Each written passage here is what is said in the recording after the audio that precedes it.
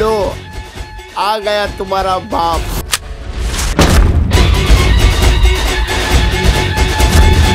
जय महाराष्ट्र धाबा भटिंडा अवधूत गुप्तेंची एक नवीन पेशकश। चित्रपटाचा ट्रेलर पाहिला तर यश चोप्राच्या एखाद्या चित्रपटाची आठवण झाल्याशिवाय राहत नाही। चित्रपट पंजाब मध्ये शूट झालाय, त्यामुळे पंजाबी रिचनेस, लख प्रकाश, सुंदर रंग सगळं काही ट्रेलर मध्ये पाहायला मिळतंय। ओव्हरऑल चित्रपटाचं प्रेझेंटेशन खूप फ्रेश वाटतंय। चित्रपटात अभिजीत खांडकेकरची प्रमुख भूमिका आहे हे तर कळलं, पण चित्रपटाची नायिका जसपिंदर कौर हिचा चेहरा मात्र गुलदस्त्यातच आहे।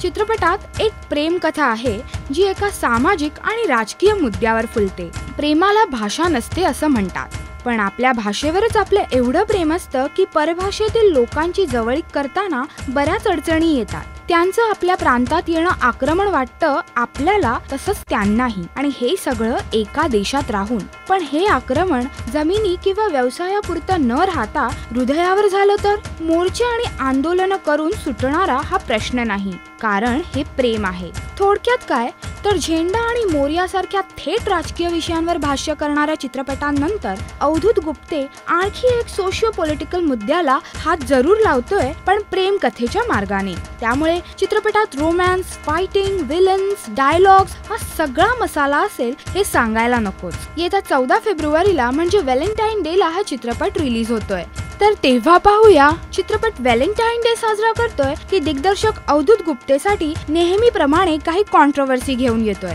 राष्ट्रीय मराठी करिता श्वेतांबरा सावंत। काय फरक असतो का मराठी माणसात आणि पंजाबी माणसात?